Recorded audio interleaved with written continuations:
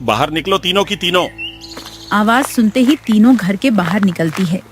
सरपंच को अपने सामने गुस्से में खड़ा देख पुष्पा पूछती है, क्या बात है सरपंच जी, इतनी सुबह सुबह हमारे घर कैसे आना हुआ? सरपंच गुस्से में बोलता है, बहुत हो गया, अब तुम तीनों इस घर से जल्द निकल जाओ। पर क्यों सरपंच जी, आखिर हमने किया क्या है? तुम तीनों महारानियों ने पिछले 4 महीनों से किराया नहीं भरा है। अब मैं तुम्हें और मोहलत नहीं दे सकता। ऐसा न कीजिए सरपंच जी, हम पर दया कीजिए। हम कहाँ जाएंगे, क्या करेंगे? ये सब तुम्हें पहले सोचना चाहिए था। मुझे और कुछ नहीं सुनना है, निकल जाओ मेरे घर से। सरपंच बड़ी निर्दयता से तीनों बहनों को घर से निकाल देता है। तीनों बहनें दर दर भटकने लगती हैं। आज हमें घर से निकले पूरे 3 दिन हो चुके हैं। हम और कब तक यूं ही भटकते रहेंगे? हिम्मत मत हार रूपा, हमें कहीं न कहीं रहने का आसरा मिल ही जाएगा। मुझे नहीं लगता कि सरपंच जी ने हमें सिर्फ पैसों के लिए निकाला है। जरूर बात कुछ और है। भला आपको ऐसा क्यों लग रहा है दीदी? वो इसलिए क्योंकि जब हम घर से निकल रहे थे तब उसके चेहरे पे एक अलग ही मुस्कान थी। ऐसा लग रहा था जैसे हम उस दिन उसे पैसे दे भी देती, उसके बावजूद भी वो हमें घर से निकाल ही देता। आखिर ऐसी क्या बात होगी जिस कारण सरपंच इस हद तक गिर गया कि 3 बेसहारा लड़कियों को बिना कुछ सोचे बेघर कर दिया? तीनों बहनें सरपंच के असल इरादे का सोच सोच कर परेशान हो रही थीं। तभी अचानक मौसम बिगड़ना शुरू हो जाता है। आसमान में काले बादल छा गए, तेज बिजलियां कड़कने लगीं। लगता है बारिश होने वाली है, हमें जल्दी सर छुपाने की जगह ढूंढनी होगी। इतना बोलकर तीनों तूफान से बचने के लिए जंगल की ओर भागती है। कुछ दूर चलते ही उन्हें नदी किनारे थोड़ी सी खाली जगह दिखती है, जिसे देखकर पुष्पा बोलती है, कजरी, रूपा, ये देखो, यहाँ इतनी बड़ी खाली जगह है। हम यहाँ अपने रहने के लिए एक झोपड़ी बना सकते हैं। हाँ पुष्पा, तुम सही कह रही हो। इससे पहले बारिश शुरू हो जाए, हमें जल्दी से झोपड़ी बना लेनी चाहिए। इसके बाद वे तीनों बहनें बिना एक पल की देरी किए जंगल की लकड़ियों, पत्तों और नदी किनारे की पक्की मिट्टी से एक छोटी सी झोपड़ी बना लेती है। दीदी, भले ही ये झोपड़ी गांव के घर जितनी बड़ी नहीं है, पर यहाँ एक अलग ही सुकून है। न तो यहाँ हमें किराया भरने की चिंता है और न ही घर खोने का डर। सच में पहली बार हम किराए के नहीं बल्कि अपने खुद के घर में रह रही है। तीनों अपने नए घर में रहकर बहुत खुश हो रही थीं। रात हुई, तीनों जंगल की जंगली सब्जियां और फल खाकर सो गईं। आधी रात होते ही तूफान और बारिश का ऐसा कहर बरसा कि उनके घर की छत से पानी की बूंदें टपकने लगीं, जिस कारण कजरी उठ गई। हे प्रभु, अब ये क्या नई मुसीबत है? इतना बोलते ही कजरी ने परेशान होकर पुष्पा और रूपा को जगाया। तुम दोनों जल्दी उठो, देखो छत टपक रही है। ऐसा ही रहा तो घर के अंदर पानी भर जाएगा। ये सुनते ही दोनों फौरन नींद से जगी और बारिश से बचने का उपाय सोचने लगी। दीदी, मेरे पास एक उपाय है। क्यों ना हम छत के ऊपर भी मिट्टी का काम कर दें? मिट्टी की मोटी परत होगी तो छत टपकने का कोई डर ही नहीं रहेगा। उपाय अच्छा है, अभी बारिश हो रही है, आज हमें ऐसे ही गुजारा करना होगा।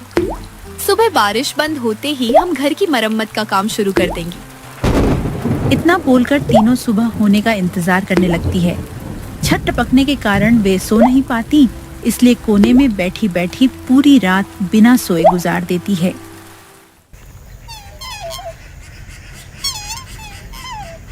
सुबह होती है, बारिश के रुकते ही वे तीनों छत की मरम्मत में लग जाती है। तुम दोनों यहीं रुको, मैं मिट्टी लेकर आती हूँ। थोड़ी देर बाद पुष्पा मिट्टी लेकर आती है और फिर तीनों बहनें छत ठीक करने लगती हैं। अब उनका घर पहले से और भी मजबूत बन गया था। ऐसे ही दिन बीतते चले जाते हैं। अब तो गांव में हर रोज बारिश होनी शुरू हो गई थी, लेकिन तीनों बहनों के घर पर बारिश का कोई असर नहीं पड़ता था। एक दिन बारिश के छुटते ही पुष्पा और कजरी सरपंच के घर जाती है। क्या हुआ, तुम दोनों बहनें यहाँ क्या कर रही हो? घर लेने की उम्मीद न पालना फिर से। सरपंच जी, हमें घर वापस नहीं चाहिए। हम तो बस आपसे एक मदद की उम्मीद करने आए हैं। कैसी मदद? हो सके तो आप हमें कोई काम दिलवा दीजिए। जो भी मुनाफा होगा उसमें से हम आपको भी कुछ हिस्सा दे देंगी। लगता है गरीबी में तुम दोनों बहनों की मति मारी गई है। तुमने ऐसा सोचा भी कैसे कि मैं तुम्हारी मदद करूंगा? आप तो गांव के सरपंच हैं, आपको तो गांव में हर किसी की मदद करनी चाहिए। ये आपका फर्ज है सरपंच जी। अब तुम दोनों मुझे मेरा फर्ज सिखाओगी। मेरे इतने बुरे दिन नहीं आए कि मैं तुम अनाथ बहनों से सलाह लूं। सरपंच उनकी खूब बेइज्जती करता है, मानो जैसे वो बरसों पुरानी कोई दुश्मनी अपने गुस्से के जरिए उन पे निकाल रहा हो। कजरी और पुष्पा उसके ऐसे बर्ताव से परेशान हो चुकी थीं। आखिर आप हमसे इतनी नफरत क्यों करते हैं? हमने आपका बिगड़ा ही क्या है? मैं तुम्हें जवाब देना जरूरी नहीं समझता। अब जाओ यहाँ से, मेरा दिमाग ना खराब करो। इसके बाद दोनों मायूस होकर सरमपच के घर से निकल जाती है। दोनों के अंदर घर जाकर रूपा को सब सच बताने की हिम्मत नहीं रहती है, इसलिए दोनों वहीं रास्ते में रुककर परेशानी का हल सोचने लगती है। कजरी, अब हम क्या करेंगे? काम नहीं मिलेगा तो अपना पेट कैसे पालेंगे? कब तक हम जंगली सब्जियां और फल खाकर गुजारा करेंगे? ऐसे तो हमारी सेहत बिगड़ जाएगी। मुझे तो रूपा की फिक्र हो रही है। हमारी छोटी बहन है, हमें उसे खुश रखना चाहिए, पर किस्मत के हाथों मजबूर उसे भी हमारे साथ दुख झेलने पड़ रहे हैं। दोनों बहनें एक दूसरे से अपना दुख बांट रही थीं। तभी अचानक वहां गांव की कुछ औरतें आती हैं। ये दोनों मनहूस यहाँ क्या कर रही है? इन्हें तो सरपंच ने घर से निकाल दिया था ना। अपने बारे में ऐसी बातें सुनकर कजरी को बहुत गुस्सा आता है और वो उस औरत को सुनाने लगती है। तुम हमें ऐसे कैसे बोल सकती हो? क्या हमने तुम्हारा उधार खाया है जो तुम्हारी बातें सुने? जेब में 1 रुपया तो है नहीं, पर अकड़ तो देखो। जुबान कैंची की तरह चलाने से कुछ नहीं होता। तुम तीनों बहनें हो ही मनहूस। सही कह रही हो बहन, मुझे तो इन तीनों बहनों से नफरत है। इनके माता पिता ने जो गांव वालों के साथ किया था वो कोई भी अब तक भूल नहीं पाया है। कहना क्या चाहती हो? मेरे माता पिता ने ऐसा क्या किया था गांव वालों के साथ? उन्हें बदनाम मत करो, वे तो अब इस दुनिया में भी नहीं हैं। सच सबको कड़वा ही लगता है।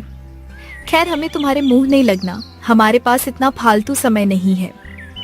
इतना बोलकर वे औरतें वहां से चली जाती हैं। शाम होते ही कजरी और पुष्पा अपने घर वापस आती हैं। क्या बात है दीदी, आप दोनों इतनी निराश क्यों लग रही हो? कुछ नहीं बाबू, बस थोड़ी काम की चिंता है। आज भी हम खाली हाथ ही लौटे हैं। कोई बात नहीं दीदी, आप दोनों निराश ना हो, ऊपर वाला सब ठीक कर देगा। हो सकता है वो हमारी परीक्षा ले रहा हो। कहने को तो सबसे छोटी हो, पर समझदारी हमसे भी ज्यादा है।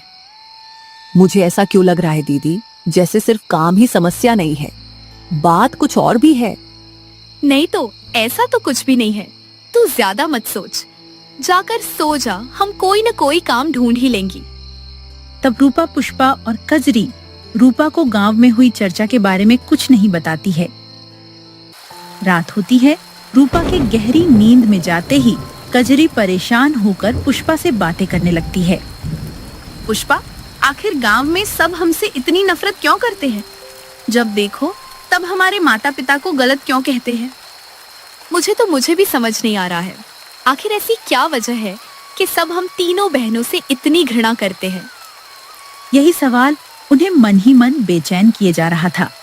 कुछ दिन बीते, अब तो उनकी हालत इतनी खराब हो गई थी कि बिना पैसों के गुजारा करना नामुमकिन सा हो रहा था।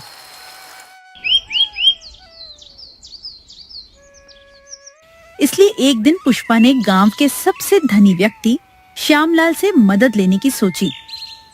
कजरी, रूपा